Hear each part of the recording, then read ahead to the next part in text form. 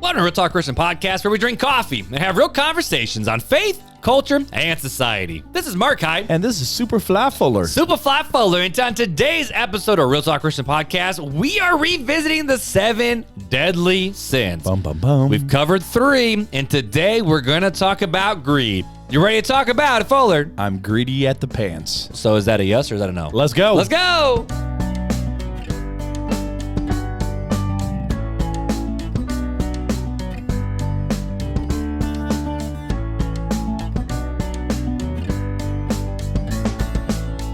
I'm feeling a little bit like Scrooge McDuck over here. What? I don't even know what you talk about. Greed? What did you say again? I don't remember. Something about your pants. Something about my, I don't know. I don't even know what you said, and I'm very confused. But, I do have to say, I'm still very thrown off that we don't have a sponsor. Oh, and contrary to the oops, we are not sponsored by the Mormon Church. We are not. Sorry. That was wild. Did you see we made $30 off the Mormon Church? I said the Mormons paid us $30. Dude, maybe we should we let get that. McDonald's. Maybe we should let that ad run for a Just little. run it for a bit. No, so I got a Sponsored, text. not sponsored. So my brother-in-law Joe texted me. He goes, dude, why is Morgan Freeman He didn't really say it that way. You didn't say it that way, Joe. I'm gonna put words in your mouth. He's like, why is Morgan Freeman sponsoring your podcast? Like, this is weird. And then all of a sudden, real like, talk. I got another message. And then all of a sudden, Beth comes like flying up the stairs. She goes, why are the Mormons sponsoring your podcast? And I'm like, what is happening? What is Fuller doing over there? And so back when we were first starting to look into, okay, should we get a sponsor? Should we not? Podbean was like, hey, we have this new advertising platform and you can choose who you want to sponsor and whatnot. And we were like, okay, sure. So we just signed up for it so we could access it, but it never was active. We never turned it on. We never did anything. So somehow. And then all of a sudden it went boop. Yeah. And activated. And it kept, and we were like, oh no, I fixed it. Nope, it fixed it again. We fixed it. It's back. Nope. And so there was Holy about... Spirit, activate. Huh? Holy Spirit, activate. Come on. So there was like 1,300 downloads of different because they can insert that mug into any episode. So I wonder if there's old episodes. Hey guys, let us know if you hear any other old episodes of RTC that we have to fix because of Podbean's crap. No. I sure hope not. But needless to say, we lost all of our intro beginning stats for the first day on that one episode. Yeah. What was that topic? Was age it and leadership? Was it age and leadership? Yep. Was that the one we That's talked about that? We that's the one referenced that that one a lot last week. But yeah, so we are not sponsored by BYU. We ain't No. sponsored by nobody except yours truly. We are unsponsorless. We are brought to you by water because water is free. we are brought to you by Real Talk Christian Podcast. 2 dudes in a basement. 2 dudes in a basement with a studio with no camera. Again, we're sorry, YouTube. And I'm still looking at the imaginary camera. Me too. I'm looking at that little dot. Like, I'm like, that's the camera tonight, guys. Hey, how's it but going? we perform better when we think people are watching us. We do. We spruce up. Now I'm like all laid back and lackadaisical and just like. I will say, last episode took us a little bit to get into because we're like, man, we've been down here for like a month. It was like 20. It was almost 30 minutes, I think, before we jumped into the conversation. It was wild. Hey, guys, follow us at a time. Take a coffee shot. I had to fill in because you were slacking. You did a couple last episode, but none so far tonight. My bad. But I do want to say this. So even though we are not sponsored by Lifeway or the CSB, we are still huge supporters of the CSB. Yes. And we had a lot of people send money our way to buy more Bibles because people keep asking for more Bibles. And I got some of the Bibles. And he got some of the Bibles since he started talking and then just slunked away. Slumped away and bumped the microphone. So we ordered a whole bunch of just standard, normal CSBs. And when you ask us for a CSB, you never know what you're going to get. You could get a study Bible. You could get a compact. You could get a thin line. You could get a nice clean. It's whatever's on sale. Whatever's on sale. And whatever be grabbed for you. Now, I will say, if you say something like, hey, I've never owned a Bible or I'm just getting started in my faith, we have specific Bibles for you. Depending on your walk of life. But right now, I am holding 4 different, they're not study Bibles. Oh, that one says study Bible. But they're all kind of like study Bibles. We have 4 different types of study Bibles. Then we just have the standard CSB, and I'm not bringing those over here. But, dude, you got some really cool ones. So, right now, I'm looking at the Restoration Bible. So, what's this one? Brown leather restoration. So, this is for people that are, learning to restore. Go ahead and read that. Oh, okay. Restoration I just found this. themes. So, restoration themes. So, it's all acrostic like a good old Baptist. So, restore. R is rest in reflection. E is eternal perspective. S is support. T is thanksgiving and contentment. O is other-centeredness. R is relationships, and E is exercise of faith. And it says that this is what's supposed to, like, the whole restore theme is there's different passages that each point us to each one of these letters throughout, like eternal perspective, God's mercy, exercising your faith, showing mercy. And they're all taken and they're put like study notes, like in the actual Bible. That's pretty cool. So who's this one actually like for?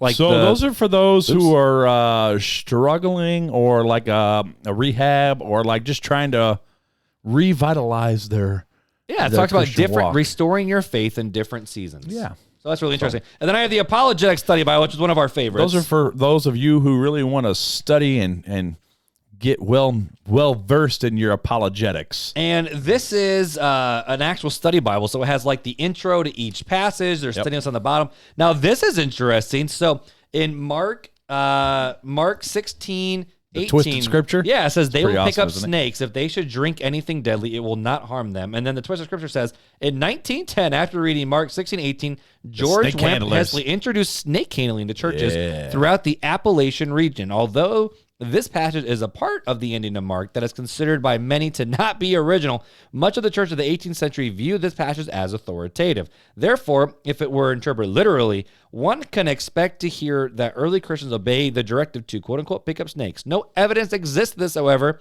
although the Apostle Paul is protected when he was bitten by a venomous viper. So there's stuff like that all throughout where it's like, hey, it's a lot of apologetics. Yeah, here's an apparent contradiction, so let's debunk that. So that's really dope. What's this one? That's seven arrows. Yep.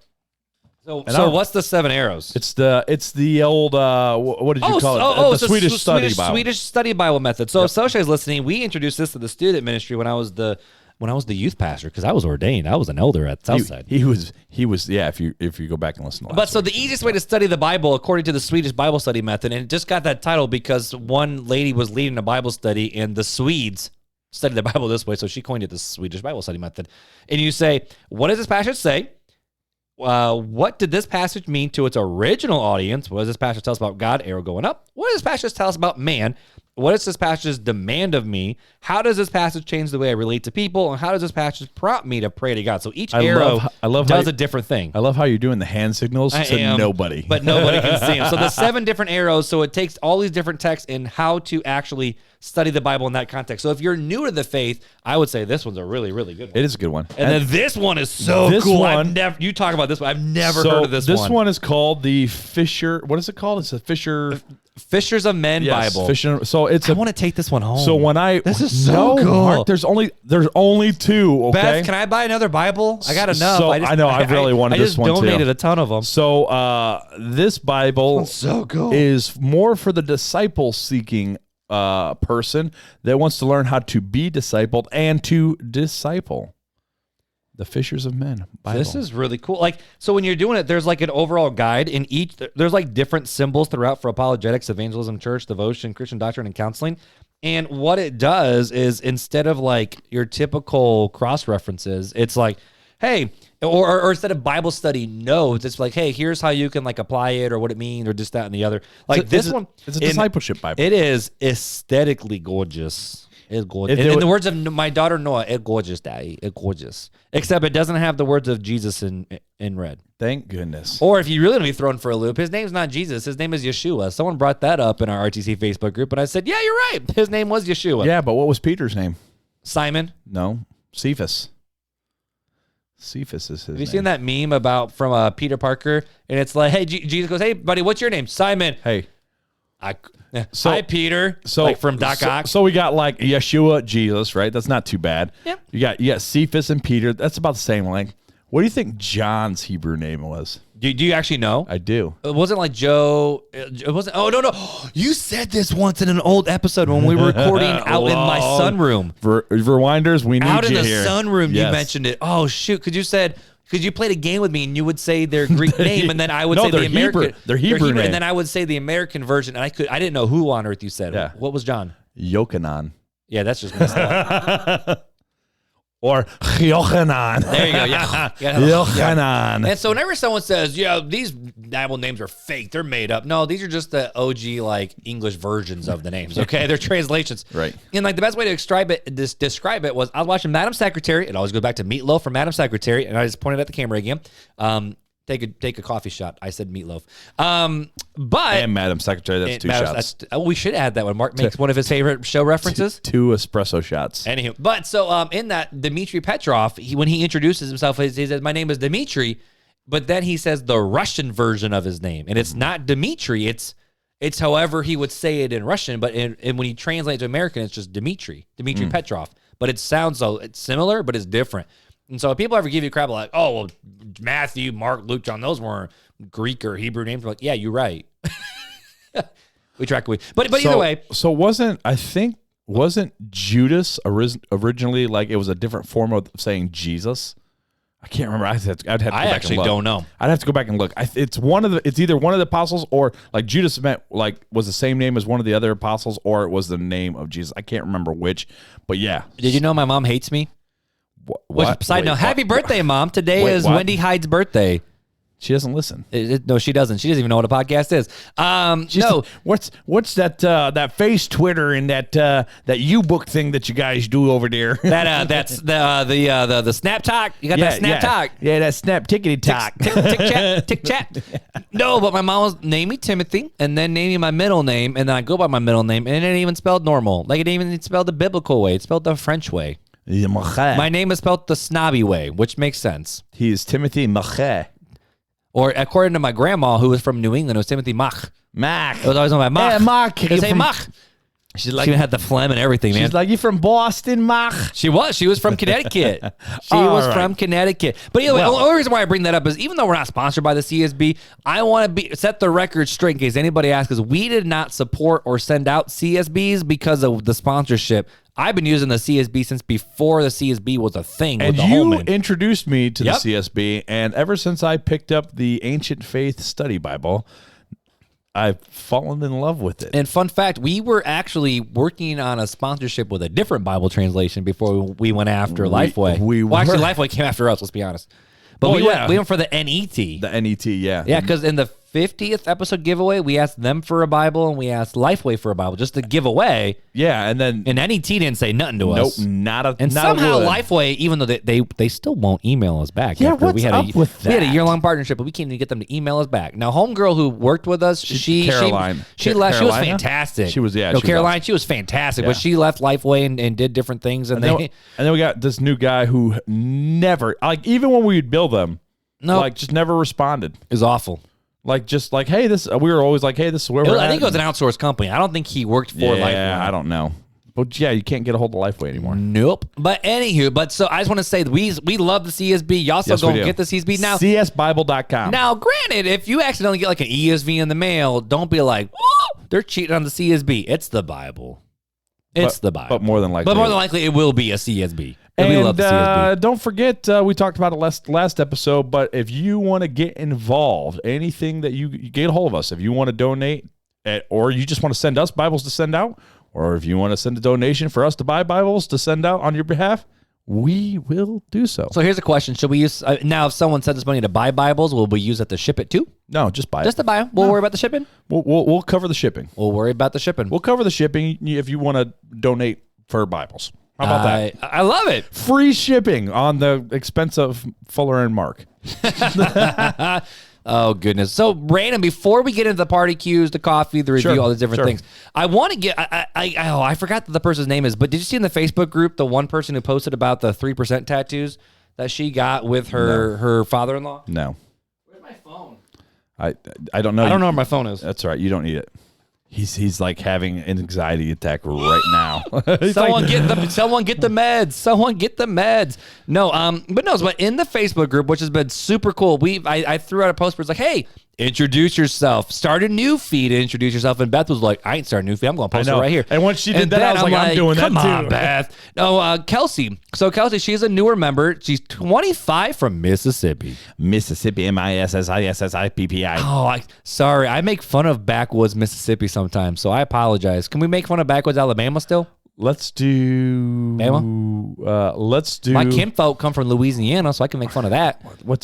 No, you were doing North Dakota for a while too. Well, I just don't want to live there. That's the last state I want to live in. Anyways, let's go. But she posted this post about the 3% and that her father-in-law got COVID And what was the other thing? He had COVID and double pneumonia, and his survival rate was 3%. By a miracle of God, he survived. And that's her playing tennis with him not even a month ago. So it's more just the fact of what I wanted to bring up is it's super cool to hear stories from you guys in podcast land of seeing how God works and how God's moving, just getting to know you guys a little bit. And so it's more just the fact of keep introducing yourself in the Facebook group, keep engaging with the Facebook group, because you never know who you might encourage. I just want to say that really lifted my spirits the other day. Be like, that's awesome. That's a cool story. And then they have the tattoo that, why do you have 3% on your tattoo? Well, look at what God did. Like, I just think that's super cool. So I just want to challenge people, encourage people in that Facebook group. If you have not, if you're an introvert, this is the prime time for you to shine. Introduce yourself over there in the Facebook group.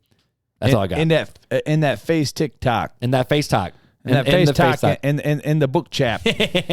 Well, before we get into what we're drinking review, should we do a party cue? No, let's move right into the coffee. No party cue? We're just going to talk about the coffee? Great. I'm drinking water because in last episode I said I will only drink water, and I'm regretting my decision, but I'm also thankful that I might sleep tonight. I am drinking flavored water. I'll say, where'd you get this bougie stuff? So this is actually... You didn't even offer this to me, bro. Well, this is Shield. I have more water in the car, but... This is Shield that's offered by my work. And I drank this earlier, and then I've been just filling it up with water and adding flavoring packets. Wait. So you get that for free at work? I got that for free at work, yeah, because it's full of electrolytes. So when I'm working and sweating to death, they gave me it for free. So for my business, can I buy like my own groceries and say, hey, it's for work purposes to sustain me in my job?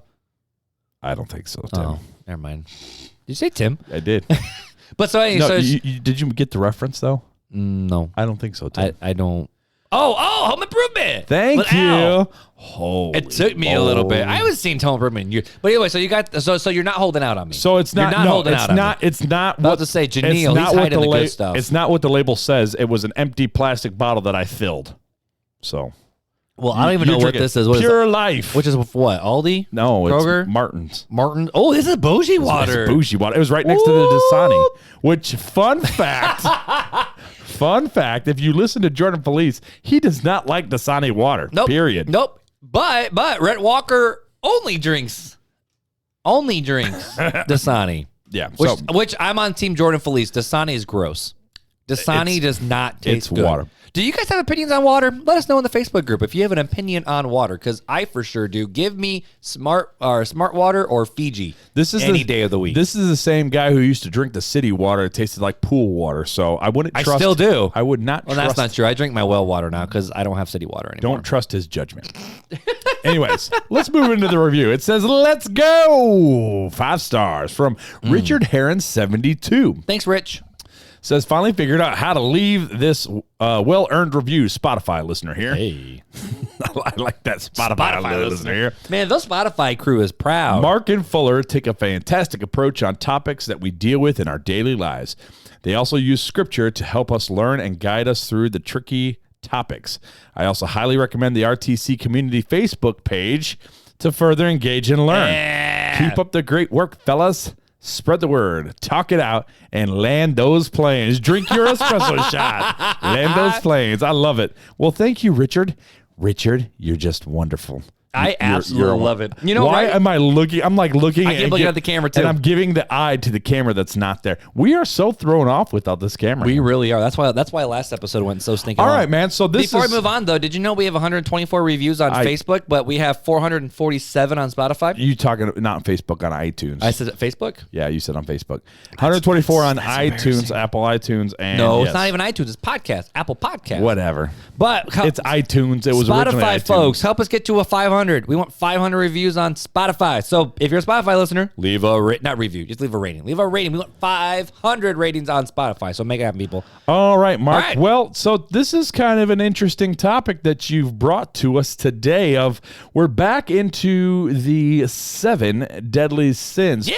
So why don't you set the stage for us, my man? Okay, so the 7 deadly sins. We've already covered 3 of them so far. Not 2. Right. No. I had 2, then you changed it. We've covered 3 so far here on RTC. And in fact, we updated the mobile menu of our website. So it's easier to search. Where you can actually see this like 7 different main or is it 3, 6, 9, maybe 10? So 9, what you're saying is tonight is going to put us over halfway through the 7 deadly. Yeah, and you can listen to the other 3 by mobile menu, click it, and just go to the 7 deadly sin link at the very bottom. But anyway, so we've already covered Pride, episode 81, 89, we covered lust. Then we waited all the way to 132 to go talk about gluttony. That was a really fun conversation. And now we're on 162, greed. Are we 162? 162 without bonus. Wow, we're already at 162. Yeah. That is wild. I wrote it on the title. Yeah, you did, but I just didn't believe it because I'm like, holy cow. But either way, so we've already covered 3 7 deadly sins. This would make number 4. But before we jump into it, I want to do a quick review of what the 7 deadly sins are, and then the whole list of them, and then we'll jump in. That sound good? All right, I'll stand by. All right, so quick review of the 7 deadly sins. This is all from our friends over at gotquestions.org. Gotquestions.org. And according to Catholic theology, take a coffee shot, we say. According to Catholic theology, the 7 deadly sin are 7 vices or negative character qualities that, left unchecked, will result in a host of other sins and eventually kill a person's soul. The 7 deadly sins are pride, envy, gluttony, lust, anger, greed, and slothfulness. The list was first delineated by Pope Gregory the Great in the 6th century. I think I said it. Did I say it right? No. It was close, though. We'll give it to you. In the century after Drink the 5th century. Man, if you're new to this podcast, I apologize. You have no idea what's going on. Thomas Aquinas later expounded on the idea. In the 14th century, Dante wrote his epic poem Inferno, in which he pictured purgatory as having 7 Terences corresponding to the 7 deadly sins. Like Dante's Inferno? Dante's Infernos. The 7 deadly sins are also called the 7 capital sins or the 7 cardinal sins. Cardinal meaning, context of meaning of basic importance or extremely grave. The 7 deadly sins are considered to be the most basic sins that plague humanity and the sins that are most likely to beset us because each of the 7 deadly sins leads to others. And even though the list of 7 deadly sins does not come directly from the Bible, again, Pope Gregory, he compiled it or whatnot. We believe that they do a great job categorizing the root source of various sins. And right off the bat, we want to say that these sins are in fact forgivable. The 7 deadly sins are not the unforgivable sin. There is one sin, though, that isn't forgivable. And we covered that one back in episode 34. Wow, you actually knew that? Well, no, I wrote it down. I knew I wouldn't remember it. Okay, good job. You thought I just pulled that out of my butt? I did. I didn't see that the 34 was down here. But yeah, I pulled it out of my butt. Sweet. I nailed it, guys. Episode 34. So go back and listen to that episode if you want to know about we should revisit that one. episode eventually. You think so? Dude, we're 130 episodes past that episode. Yeah, but rewinders just listen to it. That's true. There's think about it. In order for someone to rewind an episode and they listen to one episode every single day, it would take half a year. It would take 6 months for them to get through all of it. Almost a half a year. Yeah. Well, and so it's the people that go, That's hey, every day. We're in August. We're data recording. We're in August. Yep. Drink your espresso shot. Yep. And maybe we should start playing bingo too. Bingo! I got a bingo. First person to say bingo after an episode. Oh goodness! Wins a swag bag. Wins a study Bible. Wow, that just really went off the track. But anyways, we're talking about 7 deadly sins formulated by the Catholics, and Catholics are known for them bingo nights. So. I totally lost what I was saying. Yeah, I have no idea where you were going with it. We right now it's August. Oh, so the thing that amazes me are those people that go, yeah, I just started listening in April and I'm just caught up, and I'm like, that is wild. That's a lot of Marc and Fuller. That's too much. Our wives can't even handle that much of Marc and Fuller. That's why they disappear when we record. Dude, I will say it's a lot of fun. So my other podcast, Small Church Media Podcast, Beth lately has happened to take an espresso shot. He plugged himself again. There you go. She happens to be in the room when I record, and she legitimately laughs, and I have to point myself away from her because she makes fun of me while I'm recording, and then afterwards. Well, that's because you go from, hi, I'm Marc, to, hey, guys, I'm Marc. How's it going? I have a podcast voice. And that episode, it comes out, I started with, this week on the Small Church Media Podcast, and it's aggressive right out the bat. And she's like, whoa. See, you're like the opposite of the deep voice, like, next time on. My voice goes higher. You're like, next time. Well, it's like I listen to so many other podcasts, and I'm like, yeah, they just talk like they just talk like the normal person. I'm like, nah, bro, we gotta have that engagement voice, that radio voice. That my face may not be pretty, but my voice sure is. That's what I'm going for. This is the radio voice right here. Yeah, where it's just kind of soft and you're just chatting. No, I am too excited. This is classical music. I am way too excited. But anywho, so I was laughing because Beth actually laughs at me. Let's get back in. Why were we talking about that? Where on earth did that come from? Because we were talking about way back on 34, and I said let's revisit it, and then we started talking about the rewinders and people went back and listened, and then, so let's review. What's the list again? Okay, so the list is pride, envy, which we covered. Envy, which we haven't covered. Nope. Gluttony, which we've covered. Lust, which we've covered. Anger, which we haven't. Slothfulness, which we haven't. And greed, which we're covering now. So here's kind of the flow of what I'm thinking for today's episode, all right? We're going to talk about, first off, what is greed? We need to get a definition of what greed is. Maybe if at the end, I'll talk about what other religions have to say about greed. Maybe. We'll see. Come back, find out in about an hour. Then we're going to ask the question of, does the Bible, that's a joke, by the way. Hopefully it won't be that long. You just never know with us. I choked up myself. I laughed. Does the Bible actually talk about greed? Because again, the 7 deadly sins, are they in the Bible? We're going to ask the question of, what does the Bible say? Okay, we'll be. You're welcome, Ronnie. Why is greed included on this list? And then what do we do about it? Sound good? Sounds all right. groovy. So I'm actually going to start with a quote. I'm going to go Fuller style on this because normally you start with the quote and get into the conversation. I'm going to start with a quote. All right. All right, Timothy, go ahead. Christian. So I'm going to start with a quote by the Anglican priest, philosopher, and theologian Keith Ward. He says, it's claimed that all major wars in history were caused by religion, but that's totally false. The conquests of the Roman Empire were not caused by religions. Neither were the 2 world wars. Wars are caused by greed, passion, and the desire for wealth. Wars are caused by greed, passion, and desires for wealth. And in fact, a lot of historians will actually say that many of the religious wars also had a potential side of wealth involved with it, like the Knights Templar and all those different things. Like the Crusades. The Crusades, yeah, a lot had to do with money. Maybe not the first one, but a lot of them did. But the Pope sure...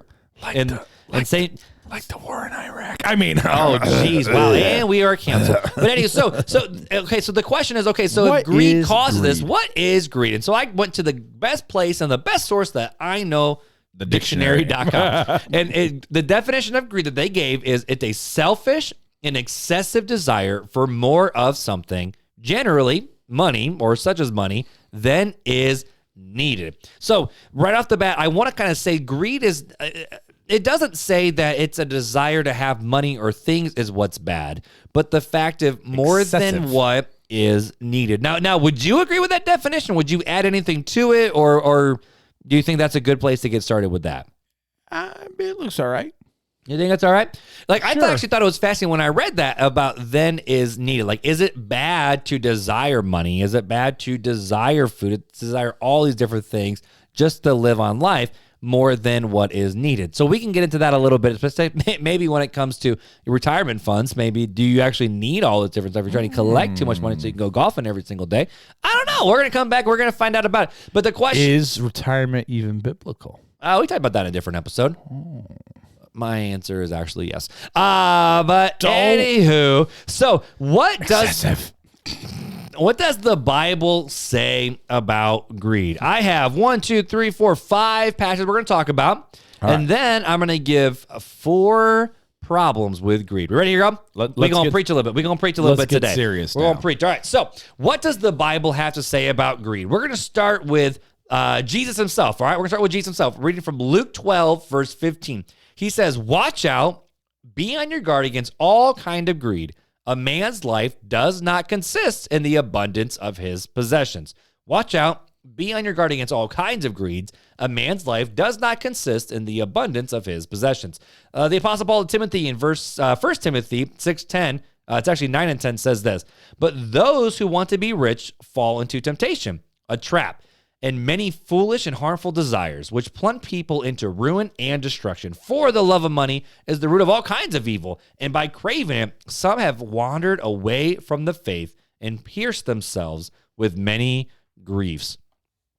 That's pretty rough right there. Let's go back to Jesus, though. Matthew 6:19 says, don't store up for yourself treasures on earth where moth and rust destroy, where thieves break in and steal, but store up for yourself treasures in heaven where neither moth nor rust destroys, and where thieves don't break in and steal. For where your treasure is, your heart will be also. Continuing in verse 22, it says, the eye of the lamp, the eye is the lamp of the body. If your eye is healthy, the whole body will be full of light. But if your eye is bad, the whole body will be full of darkness. So if the light within you is darkness, how deep is that darkness? No man can serve two masters, since he will either hate the one and love the other, or he'll be devoted to the one and despise the other. You cannot serve both God and money. Going back to the Apostle Paul in Ephesians 5:5, it says, for know and recognize this, every sexually immoral or impure or greedy person who is an idolater does not have an inheritance in the kingdom of God and of Christ.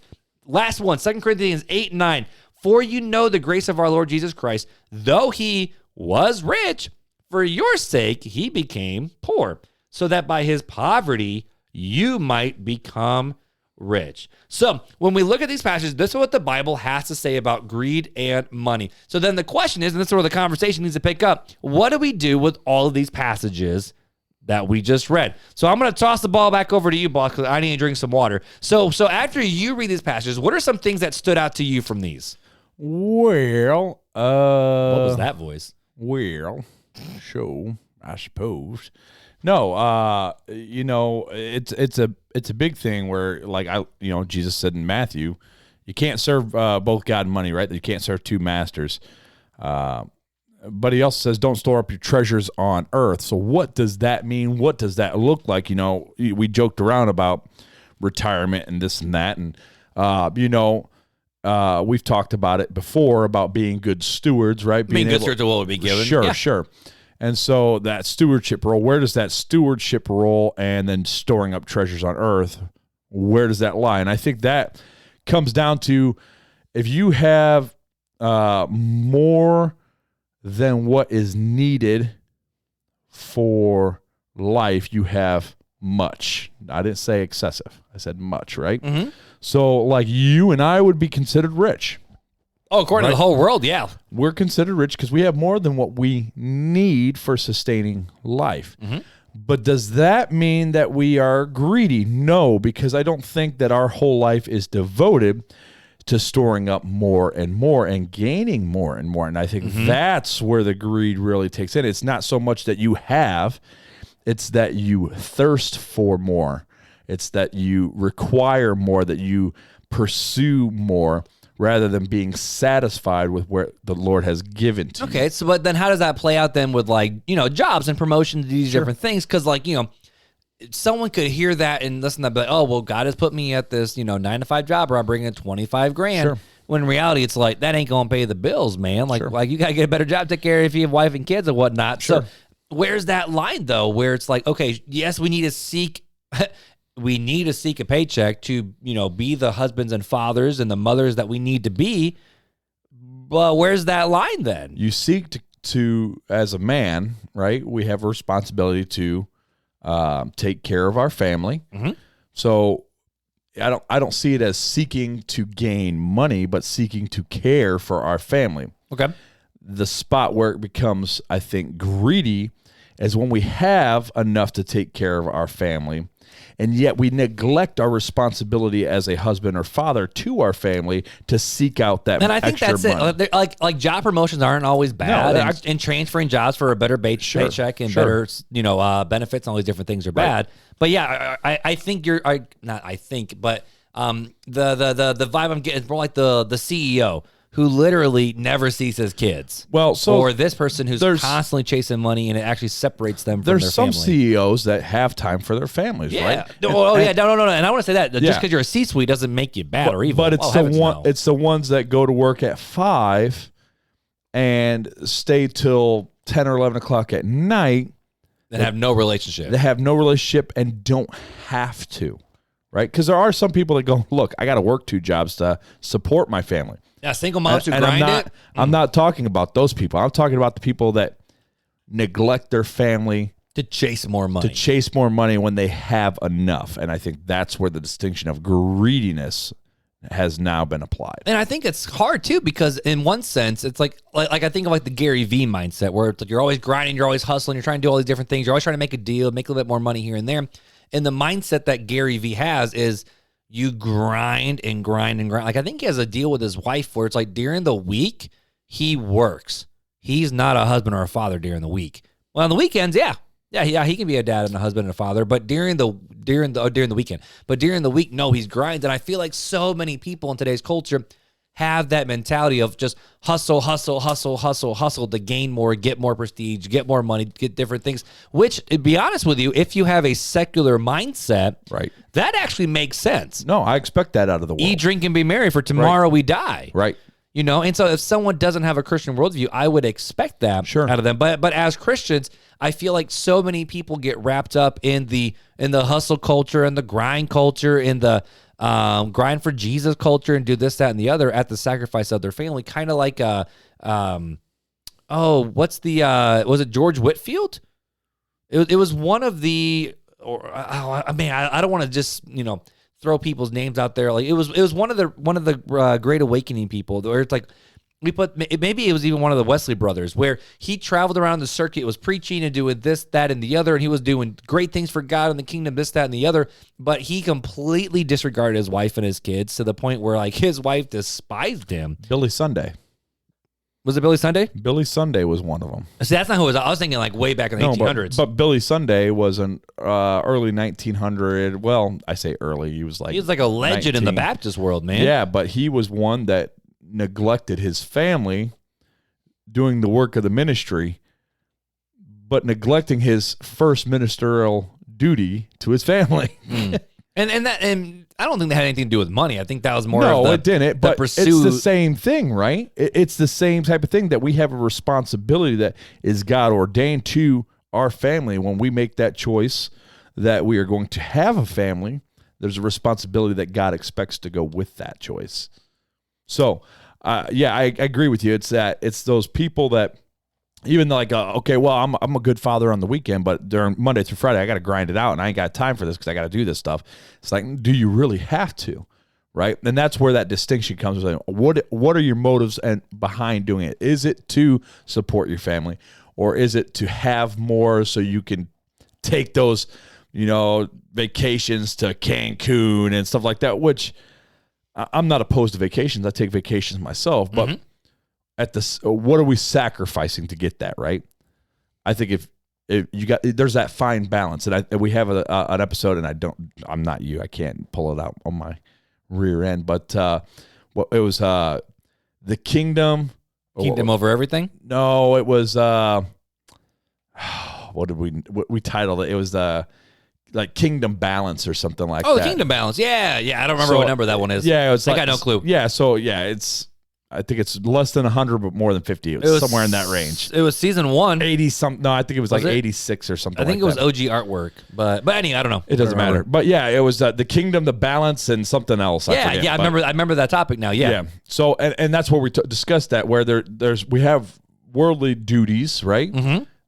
And we have kingdom duties, and how do we balance the two? We don't want to be so kingdom minded to where we cut ourselves off and become a cult community, where, okay, well, we can't be around sin and we got to be totally separated from the world, but we also don't want to be so worldly minded that we don't take care of our God-given responsibilities that we are supposed to have to proclaim the gospels, to go out and make disciples, to take care of our families, that those responsibilities are important, right? They're commands that we're supposed to do.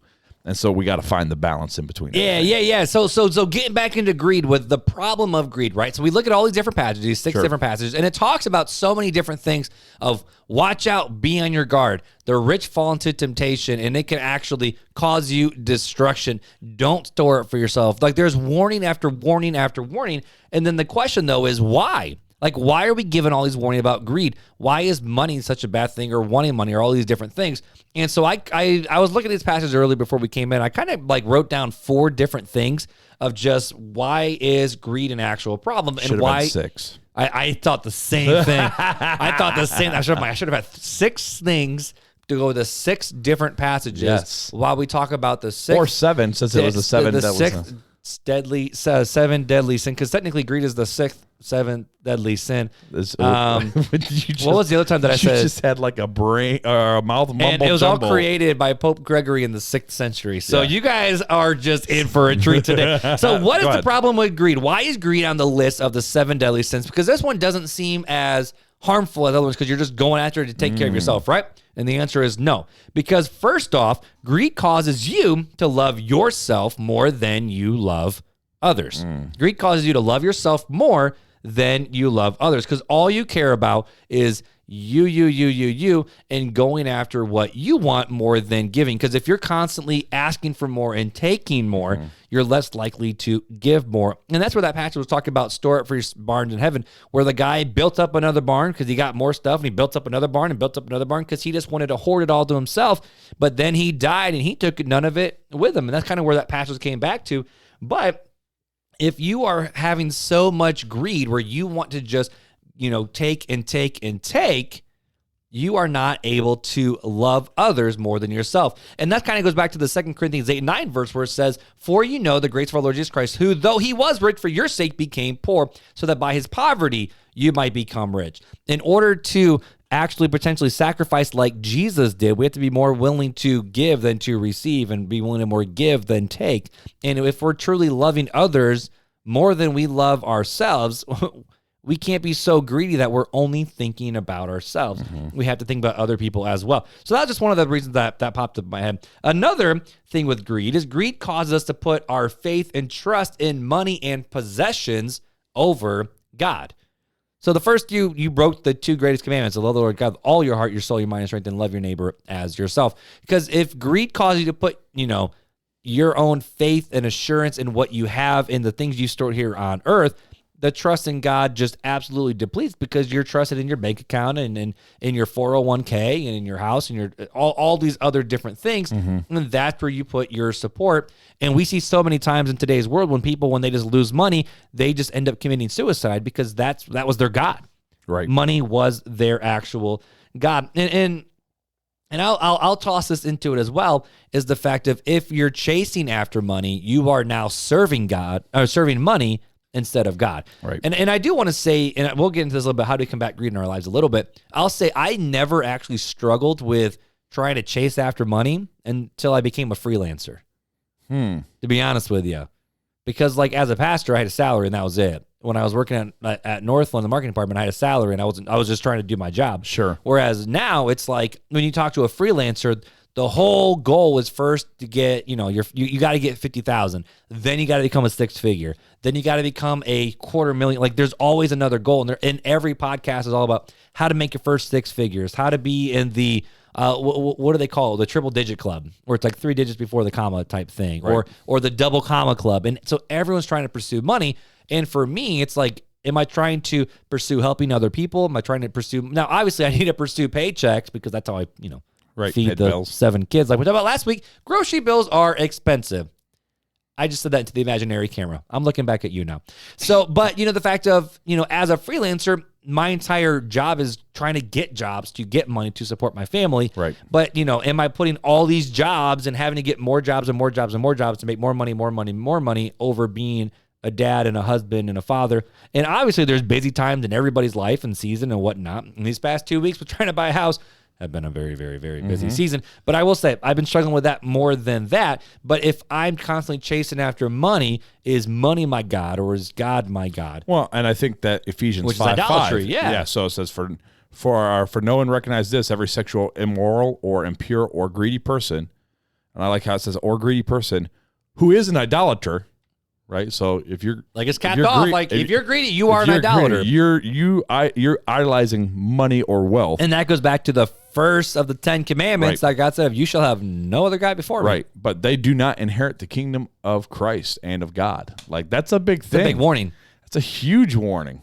Another thing that greed does, though, is greed can never be satisfied because you always want more. I thought that was fascinating. You always want more, and because you could never have enough. There's right. always a next step. There's always another one. Like just you reach like you just said, and you keep going. You just you made your first 40,000. Okay, here's how you make your next 50. Okay, how can you double it? Yeah, exactly. How can you triple it? Right. How do you get to be the millionaire? How do you get to be the billionaire? I mean, it's never enough. if you chase after money, you'll never stop running. Right. You know? It's a race that never ends. It's a race that never ends. And we see that, I mean, even in the Bible, it talks about it, where the fact of, those who want to be rich fall into temptation, a trap, and many foolish and harmful desires, which plunge people into ruin and destruction. Yep. Because you end up racing a race that will just leave you never satisfied. And destroy everything around you. I mean, that's the whole the Christmas story with Scrooge. Right? He kept chasing after money, and what did he do? He became literally the grumpiest old fart on the block. Okay, I'm watching the Muppets Christmas Carol tonight. I'm just going. But isn't that the whole purpose of the story? Is the fact that he became so greedy and selfish that he was never satisfied, and because of that, he was brought into ruin and destruction. Yep, yeah, and it showed exactly where it was going to lead. To a grave by himself with nobody mourning him. Oh, man, I guess I better change my ways. All right, last thing that greed does, though, is, and I thought this one was kind of fascinating, was greed will cause you to fight to remain comfortable. Greed will cause you to fight to remain comfortable. In other words, when we're comfortable and we're inside of our comfort zone, there's safety and security. We talk about all the time here on the show is so much of Christianity is getting outside of your comfort zone to give it above and beyond. Like, there's a lot of churches that talk about what are the values of the church, and they say, my favorite one that a lot of churches have started picking up is you can never outgive God. And a lot of times, giving that 10% of your income towards a tithe, towards the church, or towards missions, or towards some sort of kingdom work, that's a sacrifice. Yeah. Like, I mean, you think about it. If someone brought in the average income, if we just say, 50 G's, right? 10% of that is $5,000. That's a whole lot of extra comfort that you can have that you are giving up to give away to other people. And so many times, we give above and beyond even 10%, because 10% to the church and 10% to all these different things. But if we are so greedy that we just want to fight to remain comfortable, that's what we're going to chase. We're going to chase after the comfort. And then all of a sudden it's like you don't feel more comfortable because you need more stuff. You need bigger things. And then it's kind of like the idea of these rich superstars that get multi-million-dollar paychecks who buy these huge houses and these huge cars. And then all of a sudden, how are they going to pay for all these different things? They have to be even more greedy and get bigger things and bigger things to keep buying and paying off all these different things. There's a thing that that we say at the mill all the time. It's actually kind of interesting that I sit here and think about it. But the more overtime you work, the more money you get. Right. And people out at the mill, the more money they get, the more they spend money. And the more they spend money, the more they realize they need to get more money to stay in the same type of living, especially with the rise of cost of living. So they have to work more. So they're trading their time in for money constantly. And it just goes back and forth. All right, I'll trade in more time. Oh, now I have more money. I can buy more stuff. Oh, now I have all this more stuff. Now I need to have more money. So I trade in more of my time. And it's just a never-ending cycle. And so when we look at the 7 deadly sins, the reason why this list was compiled is the fact of these 7 sins lead to so many other sins. And I think that's what you're kind of saying here with greed is the fact of, we even see right here from Jesus of watch out, be on your guard of all types of greeds, because a man's life does not consist in abundance of his possessions. Because when you're chasing after it, you fall into temptation, traps. It even says that it has caused people to walk away from the faith, not unfaith and trust in God. Not, seeing better arguments for the resurrection or for the crucifixion or for other religions, but greed has caused people to walk away from the faith. In fact, it even says that it's idolatrous and that a greedy people won't inherit the kingdom of God. So then the next question is as Christians, how do we handle this? Right? I think that's the big conversation around is the fact of, I think we can all agree, okay, greed is bad. Yes, I know we're not supposed to be greedy, but so many times we easily fall into that trap. Sure. So how do we handle greed, all around us and even inside of us? That's a good question. How do we handle it? How do we handle it? I think that the best way to handle it is not to be greedy. But if you're just sitting somebody with a coffee shop who's just learning these different things, what would you tell them? And like, hey, okay, so I'm not supposed to be greedy. The Bible says it. So what does that mean? What does that look like? What am I supposed to do? Like real practical. Let's get real practical. I think it goes back to what we talked about. It depends on what your motives are, right? Okay. And that's what's going to determine if you're greedy or not. And if you see that yourself is a greedy person, then you need some changing, right? What is the motive? Do you need the money? And if you need the money, okay, great. But if you don't need the money, are you sacrificing other things for the money, right? Are you sacrificing, if you're single, right? Are you sacrificing those relationships, within the church, within whatever, for this extra money? I mean, that's a big thing, right? Are you sacrificing your time with God? Are you sacrificing your time with others. So I think that that's what you really have to evaluate in your own life. And if you're sacrificing those things, then if you can, if it's not you taking care of yourself while you're doing it, right? If it's just because you're getting one excess money, then I would say back off of the work. If it's something that is sustaining life, then that's a different story. That's a different conversation. So, and I think that's where it gets hard because, like, I think about this in my context with Beth and I, and like Beth lived off her income without me. And she doesn't need my income. But there's something to be said about the work that I love and that I get to enjoy and that I'm making it. And there's something, and I think there is something to be said about the pride somebody takes in the work that they do. And to be honest with you, I don't think that's always bad until it becomes the idol that you're like, oh, I'm chasing after this and chasing after this dream. And because greed doesn't have to just be money. Greed could be done in so many different ways. Like, I actually think, to be honest with you, greed could also be the fact of hoarding what you have, even if it's a little bit. Right. Where you hear about people, not all the time, but sometimes where it's like they're so controlling and greedy of what they have that their kids end up having nothing. Right. And we have to save. We're gonna have nothing, and we're gonna have this different things, and we're not gonna have a lot of food on the table because of the fear of not having it. And it's still at the same time, you may not have a lot of money, but you're still a slave to money. Right. And we're not supposed to be slave by anything. In fact, we're supposed to take every thought captive and be slaves to following Jesus and not serving and trying to worship money. And I also think of the conversation around, that's not really a conversation, more the fact of a good illustration to kind of wrap up my thoughts with this is the Greatest Showman. And so like the movie with The Greatest Showman, Hugh Jackman's character, he was just doing it because he loved it. He wanted to bring the amazing things. Now we can have, people can fight and argue all the time about like the ethical practices of Barnum and Bailey, but we ain't going to go into that. We're talking about just the show, just the movie, because we ain't going to talk about the ethics of it. But with the movie, it's the fact of like, he just did it because he was just like, he was so impressed and it was so much fun and he was doing it for the girls and for his wife. And, right. But again, he was chasing after a dream that was huge. He wanted to give his wife the same dream that she had when she was a kid. And she was like, I don't need these things. Right. He's like, but I want to give it to you. So what did he do? He went after it and got it. But that wasn't good. But that wasn't good enough. Right. So he kept going and going and traveling. And what happened? His wife left him. His kids, were confused and despise him. His entire crew and staff was like, "We hate you." Yeah, right. And then when they appeared before this magnificent party, and they were like, "We're ready to go," and he was like, "Nah, you ain't good enough for this." Right. Like he put himself on a pedestal, and then he fell hard. Yep. Now granted, it was a beautiful story of redemption at the end of that movie, where he got his crap together, he went back to his roots, and then what did he do in the movie?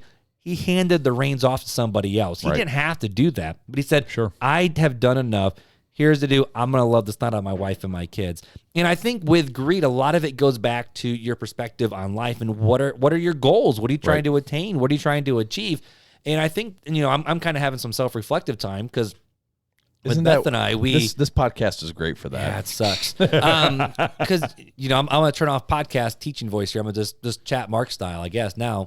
Because I was in podcast mode there for a while, wasn't I, with my voice? But, Beth and I had a lot of goals and things we were trying to achieve, and none of them had anything to do with finances or status of life or all these different things. Now, I am very hesitant where I don't want a big mortgage because then I have to chase after money to pay that. So, of course, we're not going to go after $1 million house because then I have to chase that mortgage payment. Right. And that's not a way to live. I don't want to live that way. I don't want to live chasing after car payments and mortgages and loans and travel league ball and all these different things because that's not what our family values are. Mm-hmm. But so many times, money and chasing it, it's so easy to fall into that trap. And I was even telling Beth this just the other day of, actually today, to be honest with you, where it's the fact of I never struggled with this until I had my own business and it was up to me. Now, granted, if people looked at how much money I made, like people who make decent money, they look at me and go, bruh, you got to work a little harder. Like, bruh, you could do better. You can do better. But for me, if I were to work harder and work better, now obviously I get better at my craft and I get faster and I can do automated things. But if I was to do anything else, I'd be working every morning, every night. Right. Like last week, I worked late a few different nights because I had to finish the projects. And that was just to finish the projects. But if I was doing that week in and week out every single week, I would run myself ragged. My wife would hate me because of it. My kids might end up despising me because they would think, oh, dad just cares about work and money and all these different things. But my kids know, when it's like, oh, dad has to go back to work. Oh, why does dad have to work? And like the little kids, like especially like, the littles will be like, oh, like why does daddy have to work? And the older kids will tell you, they're like, well, when daddy works, he's able to, we can have a house to live in and we pay the bills and we're able to eat food. Right. That's all they care about. They're not like, oh, well, dad's got to work extra overtime so we can go to this and we can do this and we can do this and we can do this. And kind of like the Madam Secretary, the Madam Secretary scene. Espresso shot. Yep. Where Jason was like, all these kids, all they ever talk about was, my dad hung out with Bono and this guy hung out with this celebrity. And this, and he goes, I don't want that. I just want to be a normal kid. Right. So many people crave that life, but I don't want that for my kids. I don't want them to be like, oh, we had this rich, bougie celebrity life where, like Kim Kardashian can't even go to a mall without this massive security and millions of screaming people holding up phones. Right. She just wants to go to the mall with her daughter. Right. She can't do it. And if we're chasing after the quote unquote, and not the American dream, because the American dream used to just be you had a plot of land, you had a house, you had a wife and kids, and you had a job. That was it. Like basically what I got here. We're living the American dream. Right. But now the American dream is to have multiple six-figure incomes, to be a big-time influencer and passive income revenue streams where you're just making millions, and then you go sit on yachts and parties all day. Well, I think that's the big thing. You hit a big note there that's been really resonating with me this past year of everybody wants to be an influencer, right? I want to influence the culture. I want to influence podcasts realm, YouTube world. I mean, that's what it's about. It's about being the influencer, right? I want to be the next Mr. Beast. I want to be the next yada, yada, yada, Stand on the stage and influence people. And in a way, that's kind of being greedy. If you sit back and think about it, right? Because you're craving the spotlight. Because you're craving a spotlight. So you're excessively wanting a spotlight. And so just sitting here thinking back on that, it's like, well, man, that's no wonder why, this is one of the 7 deadly sins, because that's all it does. All it does is it breaks away relationships that you're supposed to be a part of. And it kind of goes right along with pride, too, because sometimes we're greedy for our own pride's sake. But when it comes to when it comes to greed, let's have final thoughts with this. And Go for it. Might end this episode before an hour ends. I've given my final thought. What's the best way do you think is to combat greed in our own lives? What would you say is like if you would boil it down to like a sentence or two, the best way we can combat greed in our own lives? What would you say?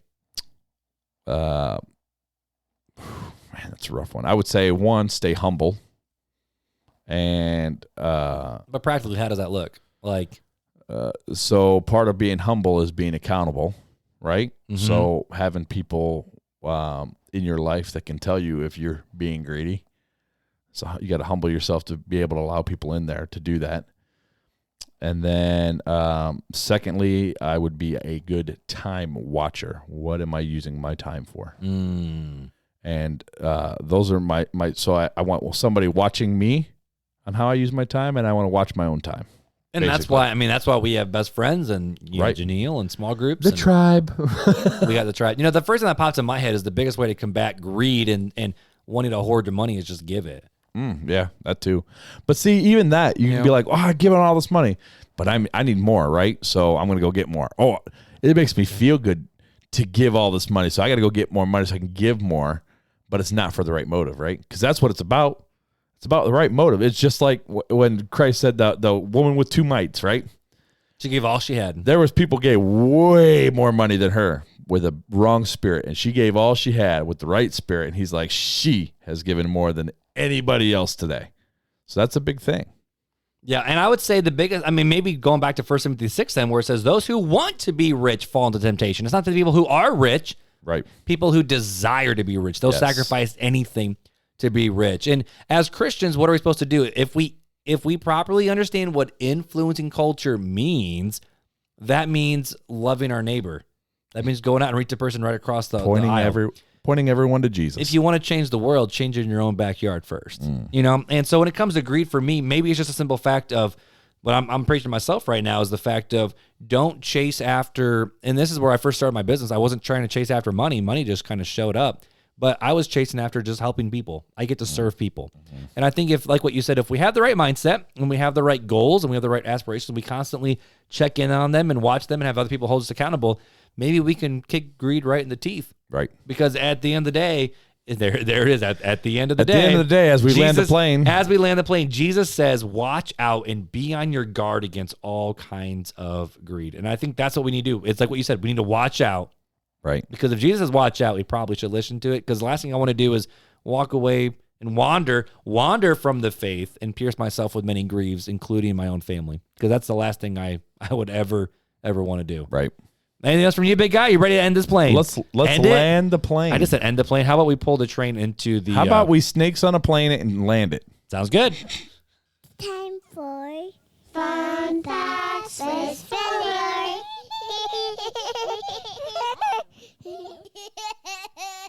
I feel like our jokes are getting worse and worse as the night goes on. That's because we're getting more and more. Well, hopefully people are still engaged with the show and enjoying it's it. Actually a shorter show than what has previously been. And I felt like we had so little content in this episode too. That's just crazy. Cray. That's crazy. All well, right. my dude, let's end this show with an amazing fun fact from the fun forward. fact of the Give day. it to me, boss. I have not looked. Did you know that ancient Egyptians used dead mice to ease toothaches? Excuse you? In ancient Egypt, No. people put a dead mouse in their mouth if they had a toothache. According to Nathan Bolofsky's book, Strange Medicine and Shocking History of Real Medical Practices Through the Ages, mice were also used as a wart remedy in Elizabethan England. What the heck is wrong with people? I want to know. Are you kidding me? Does it really work though? Like, or do they just be like, oh yeah, I got this mouth, I got this toothache, I put the, Yeah, you know how it helped them, right? I put old Ratatouille in here. you know how it got rid of the toothache, right? Yeah, the Black Plague showed up and it killed them. That is the grossest thing I've ever heard. Yeah. What is okay? I do got some questions for these ancient Egyptians. Like when I see Joseph up in heaven, I'd be like, bruh, y'all use lead paint in your eye makeup. Y'all did what to these types of animals? You did y'all really put mice in your teeth? That is gross. You got a toothache and be like, who's got the rat? Thank goodness for modern medicine. Yeah, does modern medicine go against the Bible? No, we praise Jesus for modern medicine every single day here on RTC and because that's wild. And check out that episode that we had. That is not a fun fact, dude. That is a gross fact to end the show. It was an which I interesting guess makes fact. it fun. It's a fun fact. It makes it fun. If you ever feel too greedy, just take a mouse in your or mice in your mouth and walk around a little bit. That'll humble you a little bit. Oh, goodness. Well, hey, guys, just like always, you can learn all about the show, where to connect with us, where to connect with the RTC community over at our website at realtalkchristianpodcast.com, where you can have links to our email address or just a contact form right there on the website, our texting number, the Facebook page, the Instagram page, and the Facebook group, just to continue the conversation offline. Oh, and you can also, sorry. You weren't ready for the transition. You can also check us out at YouTube. Go over to our YouTube channel, hit the subscribe, hit the bell notification. And there's new content coming out for YouTube only. The only other place it gets shared is in the Facebook group. You can also contact us at 574-400-5352. And I do promise we are working on the merch shop. We are. You got something in the works. We do. We're not going to mention it yet. We're going to hide it under a rock, kind of under a bushel. Oh, no. I'm going to let it shine. Not yet, though. So stay tuned because we've had a lot of people ask us about the merch for the show. So stay tuned. Maybe we'll figure something out. Maybe it will crash and burn. Who knows? But either way, guys, we are so thrilled that you hang out with us here again on RTC. Come back next Thursday for another episode, another conversation about how we can impact our culture and talk about things in our faith and in society. Anything else you got before we let the beautiful people go, my friend? No, sir. I love it. Well, hey, guys, until next time, then. Take it easy.